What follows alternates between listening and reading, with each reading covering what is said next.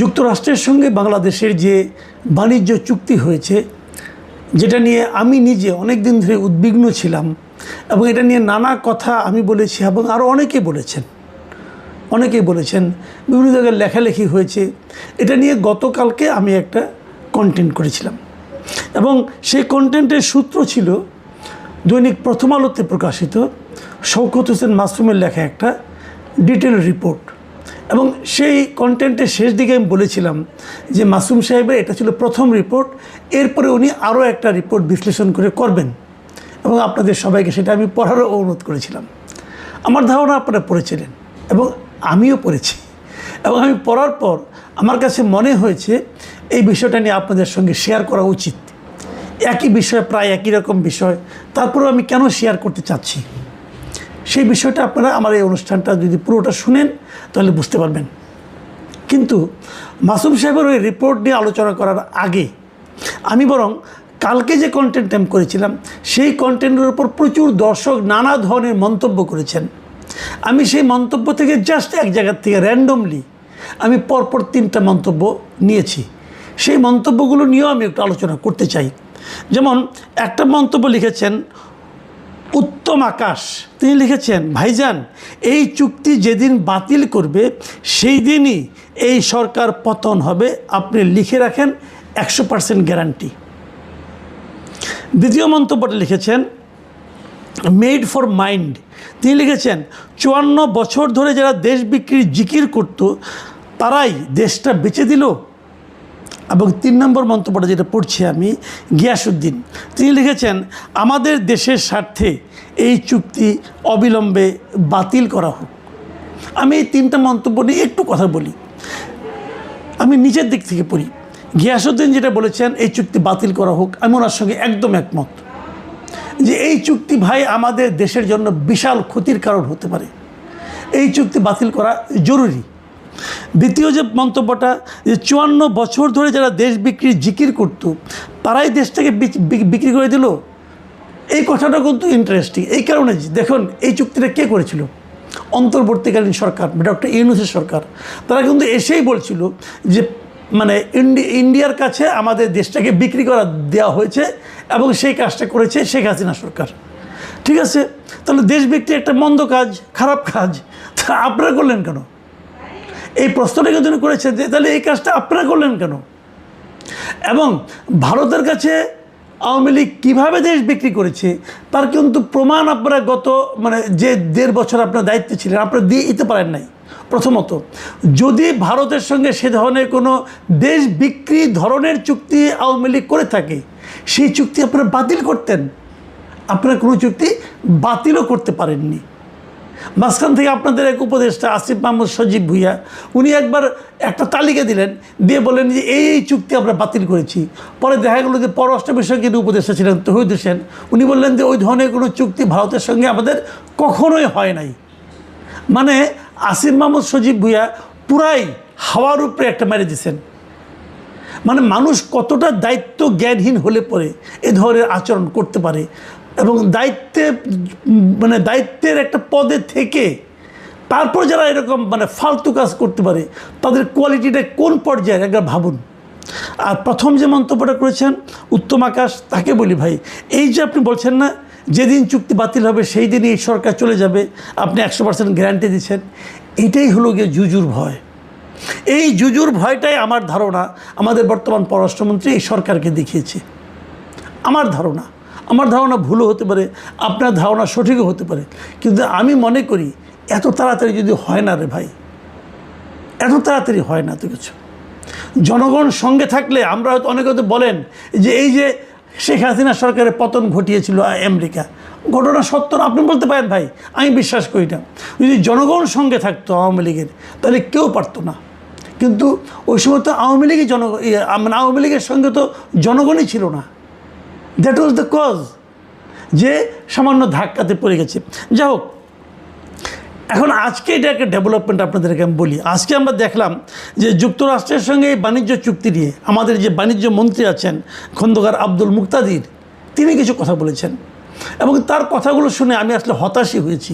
তিনি বলার চেষ্টা করেছেন যে যুক্তরাষ্ট্রের সঙ্গে বাণিজ্য চুক্তি নিয়ে উদ্বেগের কিছু নেই, মুক্তাদির সাহেব, আপনি মন্ত্রী মানুষ, আপনি অনেক জ্ঞানী লোক, কোনো সন্দেহ নেই, কিন্তু উদ্বেগে নেই এটা আপনি কী করে বলেন?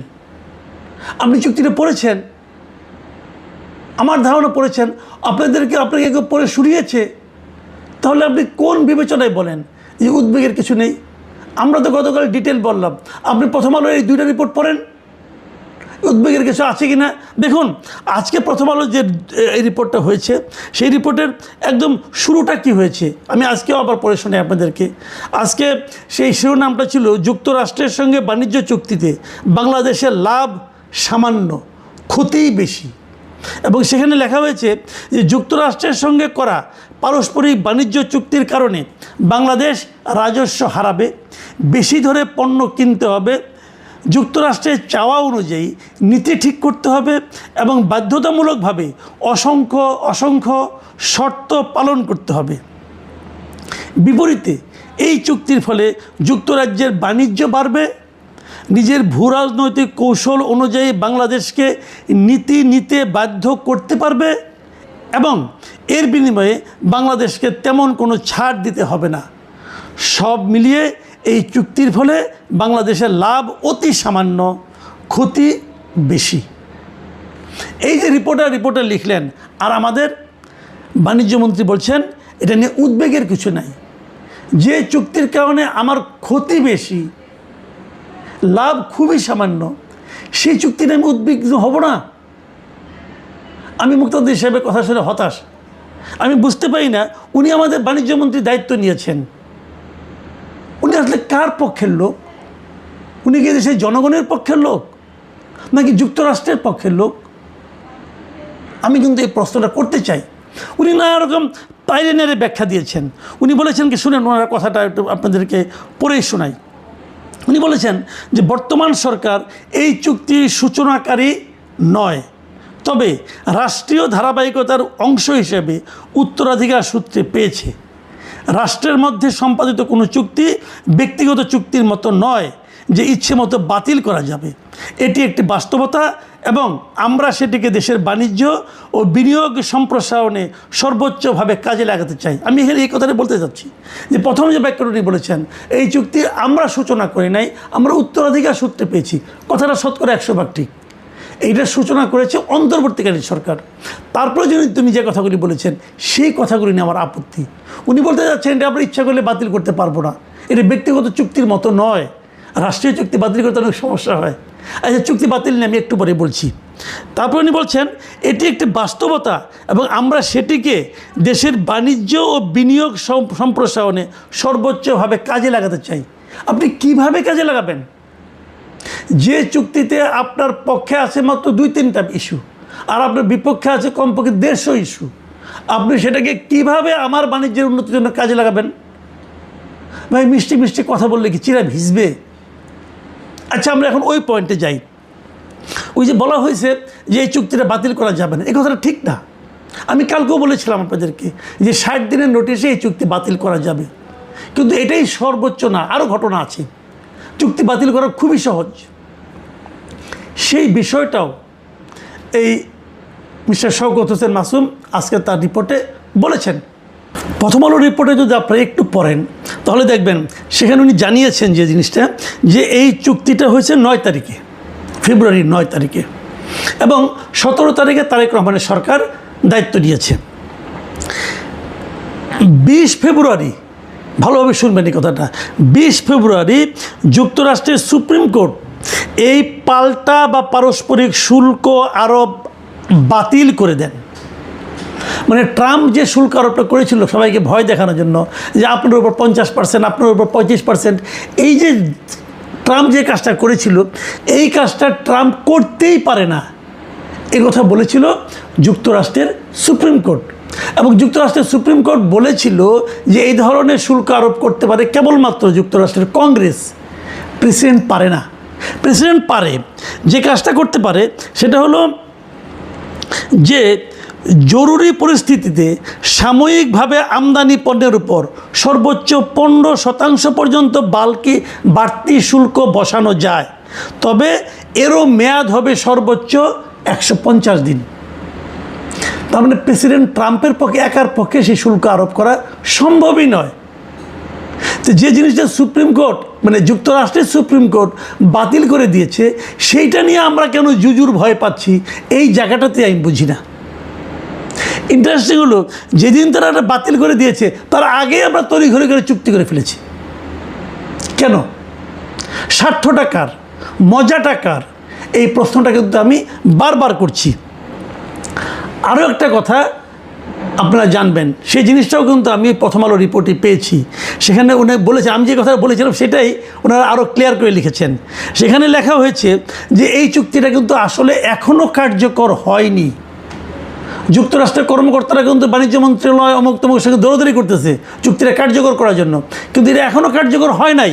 কার্যকর হওয়ারও একটা নিয়ম আছে।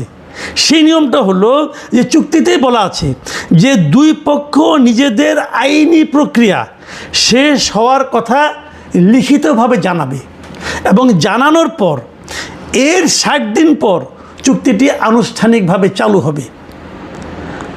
তবে চাইলে তারও পরে এটাকে ঠিক করতে পারবে তারা কবে চালু করবে। তার মানে এখনও আইনি প্রক্রিয়ায় চূড়ান্ত হয় নাই কিন্তু। তার মানে এই চুক্তি এখনও কার্যকর হয় নাই।